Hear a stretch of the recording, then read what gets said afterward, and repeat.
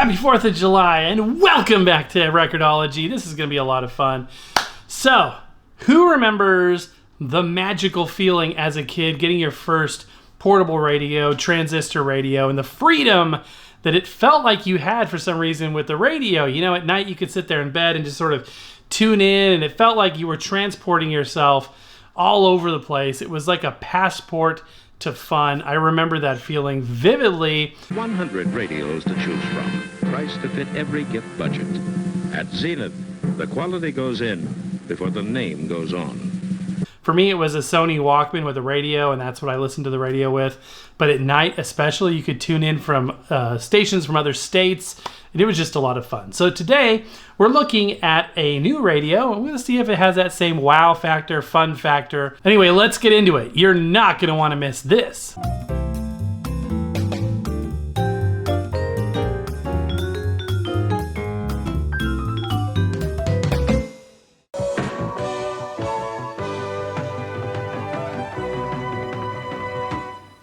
Just a little radio, like a handheld size, put it in your pocket kind of radio.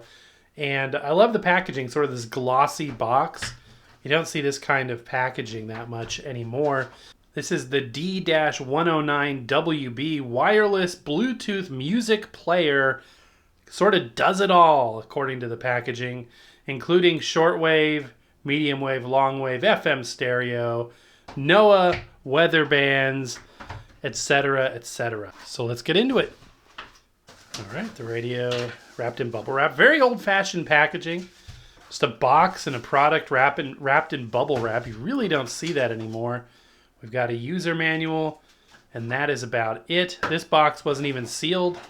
It's very old school. Oh yeah, we got this. This was a USB-C cable, and the device itself. Go ahead and pull it out here, and we got another layer of packaging. And then the device. We got the wrist strap, very old school. Like I was saying, the vintage aesthetic really keeps on even to the current day. It's timeless to have, you know, a portable radio, small, with a little wrist strap. Okay, giving this a once over. I like the texture on the speaker grill. The actual speaker, as you can see there, is pretty small. It's probably a 1-inch speaker, maybe an 1.25 inch. Plastic cabinet. TF card is on the bottom, as well as a reset button. We got little rubber feet down here in case you want to set it like that and not have it slip all over the place. Or you could do it like that. Weight feels appropriate. Nothing too heavy, nothing too light. It just feels as it should. On this side here, we have a tuning knob, which is plastic. Not a lot of drag, but it has it's stepped. So that's interesting. A volume knob there, and then the charging port as well. If we flip it over to this side, we have an antenna jack if you want to connect an external antenna, as well as a headphone jack. On the back, we have a little kickstand, so you can set it like this at an angle. I like that. And this little tab here, because of the rechargeable battery, this way it uses one of these guys. So it's not a AA, that's bigger, that's a rechargeable battery. But the cool thing is you pull that tab out, and now this battery isn't just draining itself in storage or in shipping. So that's good. More rechargeable batteries should be like that. Plus, the rechargeable battery is replaceable. So you get the best of both worlds. A rechargeable battery, and it's easily replaceable. More products really should do that. The antenna extends pretty high as well. It's about a 2-foot extension there. So you should be able to pick up lots of good stuff. And then finally, we've got the little screen protector, and we're ready to go. So there is the device. And let's take a look at these controls, these buttons here. So we've got an SOS button across the top. I'm sure that makes it light up and make a sound. We'll test that in a minute. There are 2 alarm buttons, a time button, a power button, and then a bunch of other keys that aren't clear in what they do, but the manual, I'm sure, will make it make sense. And we can kind of go from there. I don't want this to be an instructional video. I want this to be more of a review. So we will definitely review it. Then we've got a number keypad down there as well. It looks like there's memory functions and transport controls in the bottom right-hand corner, and a music button. That looks interesting. We'll check that out as well. Okay, I've got the lights turned down so we can see the screen a little better. So I'm going to just sort of experiment here and see what we can find out. I'm going to press and hold the power button. Maybe that will turn it on, because tapping it didn't do anything. Maybe this thing is dead as a doornail. Maybe it does need a charge. Maybe that battery had no charge in it, which is very strange. Okay, well, I'm going to charge the device. I wonder if we can just plug in the charger instead. Okay, yeah, let's do that. I'm way too impatient. I want to get this show on the road. It turned on, which it automatically did as soon as I plugged in the cord. The light did come on, and then it went off again, and now it went on again, then it went off again. It does say it's charging, but it looks like it's going to allow us to use its functionality while it charges. So that's perfectly fine. It just won't be fully wireless. But for the purposes of this video, that's totally fine. Still kind of blown away that it had the protect tab and the battery was dead as a doornail. So maybe it sat for a really long time. I am not sure. Let's try this SOS button. I'm kind of curious what happens. Light up the screen. Okay. That's an unpleasant noise. So press and hold that to wake up everybody in the house. So alarm A and alarm B, you can activate 2 alarms. So you can set a wake up alarm or a notification alarm. You know, if you do whatever you want, it's an alarm. You know how that works. As well as setting the time, you can do that too. Interesting that the charge cable indicator is flashing. You can spend some time pushing a bunch of buttons right now, and you'll notice it doesn't do anything but light up. And I had to go back to the manual because I'm like, what the heck is actually happening here? I mean, tuning doesn't do anything. This radio is off right now, if you can believe it. The screen's lit up. It looks like it's on, but this radio is off. That's the off state. Press it until it says on. I've never seen a radio look on when it's actually off. Okay. Also, it gives you the option of calibrating the FM signal depending on what country you're in. And rather than, again, make this a demonstration video on how to do that, I will say that all of those how-tos are contained in the manual here. There's a look at all the possible options on screen you could have, but it tells you how to do all that stuff. So refer to the manual. What I'm curious about is the sound quality, etc., etc. So let's go ahead and skim through the device dial, and you can tell that by going forward or back here, it basically steps through. But you can also scan for available FM stations. This VMVF button will do the scanning for us. So pressing and holding as it goes through the dial and scans.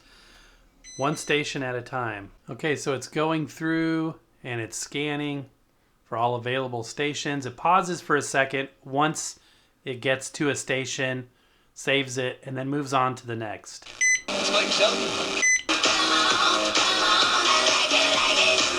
Wheels up to 5 times faster than standard grinders, helping you. Please stay. Streets of gold. It turns delight into drudgery.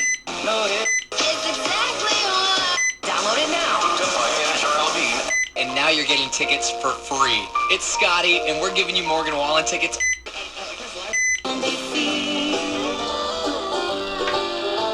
Saving 7 and 8. So the FM reception wasn't wonderful, and the constant beeping was definitely annoying. Possibly you can shut that off. But let's go on and test out the AM. So before we scan the AM dial, of which I'm not going to have the greatest reception, we need to press and hold the 2 button to tell it whether or not the stations are going to be separated by 9 kilohertz or 10 kilohertz. And I shouldn't say the stations, I should say the frequencies. But here in the United States, it's going to be 10 kilohertz increments. And the culture. Not French. Well, no association with the nation of France. But not very listenable, and it's not really the radio's fault. Like I said, I don't get the best AM frequency reception here. Now in the upper right-hand corner, you'll see what looks like a clock, but actually what that is a signal strength indicator, the RSSI right there that's bouncing around. And then on the right, a signal to noise indicator, which is really cool. So as you tune through the dial, you can use that to assist you in assessing the strength of any particular signal. Scanning now for some shortwave, So hopefully we'll pick up some sort of shortwave. These days, especially during the daytime, it's kind of tricky to do so. So I struck out on shortwave. Unfortunately, I played and played with that dial, could not find anything. Then I looked up some of the strongest signals and frequencies. Again, nothing. It is the middle of the day though, so that is a possible reason why. Also having trouble picking up any of the weather bands. Now a lot of this is subjective, so it may be about the area that I'm in, so I can't really pass judgment on the device for that. Over here on page 1415, we find some interesting information. It's got the radio frequency ranges, the weather band frequency ranges, etc., etc. Notice down, and by the way, there's 100 presets for each band. That would be a lot of presets to keep straight. Over here you can see the impedance for the headphones. Interesting spec to put on there. Speaker specification, 40 millimeter driver. I have no idea what this means. Do you guys know? This is a dual ND-FEB 16 core. What does that mean? It sounds like a processor, but it's under the speaker specification section. 4 ohms, 5 watts, which is strange because down here it says they're only pushing 2 watts. Kind of an odd thing as well.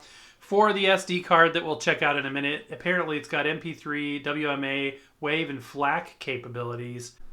Okay, so let's say you're enjoying your favorite FM radio station and you want to listen to Bluetooth now, so you think you would hit the Bluetooth button? No, you actually hit the music button. It says hi, then it goes into Bluetooth pairing mode. Then you go over to your phone and we are connected. Okay, let's go ahead and test it out with some music. So slow it down, move around. Can't catch me when I'm on the road, filling my bag with cheese. And where'd you go with the music? I don't know, I use and abuse it. I never seen someone that wasted till I met you. On a good day, you make me lose it. Sound quality. Well, first of all, I love the music because that's my son, TT. Second of all, sound quality of the device. It was okay. It was fine. I mean, the speaker was pretty small sounding. It sounded clear. It didn't sound boxy. It didn't sound hollow. It didn't really sound overly thin for what it is.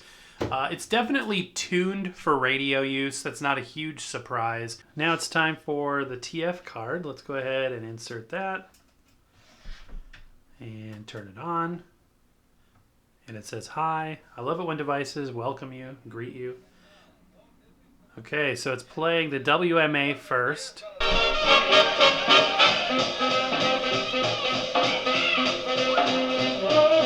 It says home improvement audio for my own use, and this is an MP3.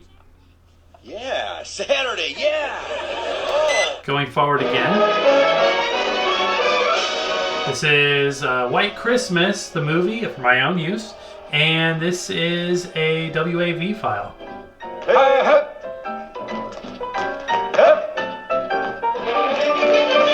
Okay, closing thoughts on this device. It's about $50 on Amazon. There's a more stripped down version for $37, and that's not a terrible price for a radio with this functionality set. But in terms of the ease of use and signal strength and things, I'm left a little bit feeling meh about it. I'm not super enthusiastic about the interface. I feel like it's difficult to use, it's tedious. It's got a lot of capabilities, but it's not very user-friendly, especially if you're a beginner. I've played with radios my whole life, and I was struggling and had to read the manual to make this work. Most of the time, and I sort of think a testament to good GUI designs is when you don't need a manual to figure it out. So there's a lot of acronyms and things and double and triple function buttons. So I don't really think that that's the best. Sound quality was adequate. The signal strength, again, was a little bit weak, but that's dependent upon your area. I decided to go over to Amazon and check out the reviews for this product to see for myself, what other people had to say. And if we look on here, it has sort of an AI summary up here of what people think. And it says overall they like it, but signal strength is definitely not a strong point for this. And they also mentioned that the user interface was a bit tricky for people. That being said, it still has 4 out of 5 stars, 4.1 to be exact. So not a terrible product by any means, according to most people. I personally would probably choose a different one, but there's no reason to say this is thumbs down if it hits all of the check marks that you're looking for, and this is the way you want to interact with your, with your radio. So I guess I'm neutral on it. So I'll go ahead and put a link in the description below. I want to hear from you in the comments as always. What is your opinion of this device? Would you pick it up, and would you recommend it? All right, my friends, and that's going to do it for today. Thank you so much for being there. A bit disappointed in this radio, as you could tell with my summary. That's unfortunate, but mostly we had fun looking at it and checking it out. I always love doing that. Also an honor to get to highlight my son's music. As always, I love doing that. So I hope you have a wonderful holiday if you're celebrating here in the United States or wherever you are. Mostly I just want to say a huge thank you for being there, supporting the channel, all that fun stuff. But that, my friends, is going to do it for... Oh, one more thing. Did you order your exclusive 45 adapter? This rare color is going out of production soon, and we will be replacing it with a new exclusive color. So if you want this sky blue edition, don't forget to order it sooner than later. Also, we do have our exclusive Seeburg adapters, 2-inch adapters, so you can play Seeburg records and all of your purchases, not only on these things, but also in our merchandise line, which I'll put a little video clip of in here. You can always support the channel that way as well. But mostly we just appreciate you being there. So thank you for being there. Have a wonderful day. Happy record hunting, and we'll see you again real soon.